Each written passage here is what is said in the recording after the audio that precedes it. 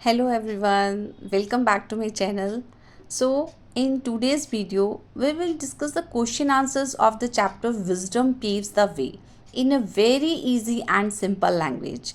So, these answers are very helpful for your exams as well as for better understanding of the chapter. So, let's get started.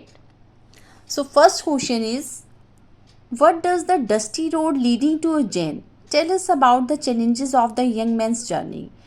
इसमें बताया गया है कि जो ये dusty road थी, डस्टी में जो धूल भरी भरी जो सड़क थी मिट्टी से, जो उज्जैन की तरफ जा रही थी, उसने उन चार जो लोग थे उनकी जर्नी के बारे में कौन से चैलेंजेस बताए, किस बारे में था? तो answer is here, the dusty road shows that the young men had a long and difficult journey and they faced many hardships but continued with hope and determination.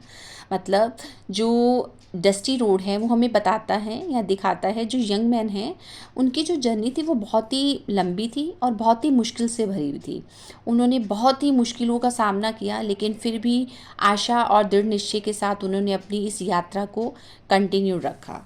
So, second question is, why did the merchant become suspicious of the four men?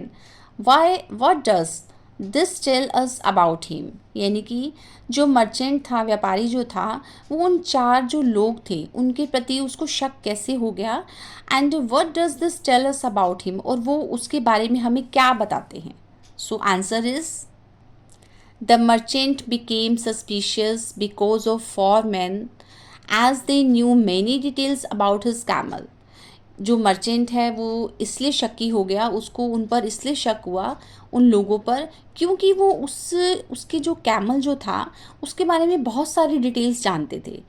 And this shows that he was very worried about his lost camel. और हमें ये भी बताता है कि जो merchant था वो अपने खोए हुए कैमल के लिए बहुत ज़्यादा परेशान था। So question number 3 is, how do the four young men's observations about the camel serve as a turning point in the play?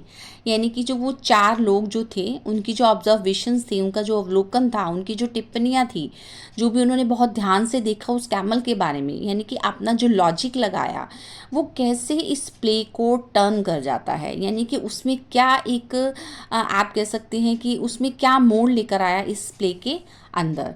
So answer is, their observations prove that they were very intelligent, कि वो बहुत ज़्यादा बुद्धिमान थे। And their intelligence, और जो उनकी intelligence थी, उनकी जो बुद्धिमत्ता थी, changed the king's opinion, उन्होंने राजा के जो विचार थे उनको बिल्कुल बदल दिया।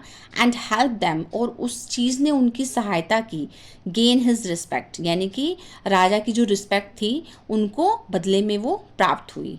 So question number 4 is, why did the king believe the for young man and not the merchant?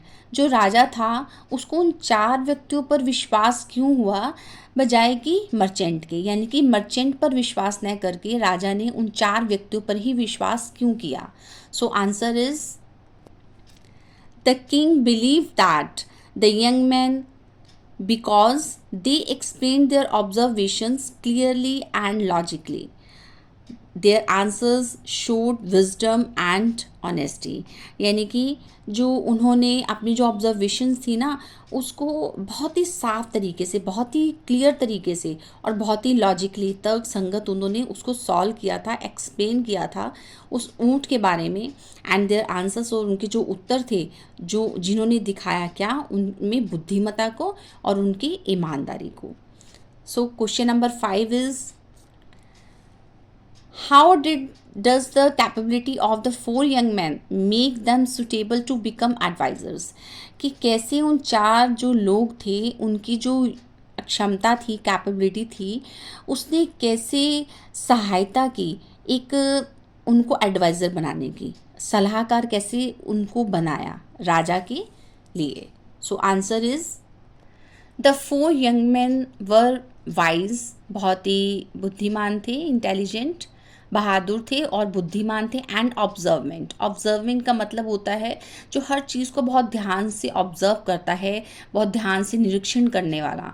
And these qualities made them capable of giving good advice to the king, और उनके इन्हीं गुणों के कारण उनको एक कैपेबल बना दिया और एक अच्छा सलाहकार बना दिया राजा के लिए, यानी कि वो राजा के लिए बहुत ही अच्छे सिद्ध हुए. So question number 6 is, why does the merchant feel ashamed for accusing the four young men of stealing the camel? Explain in your own words.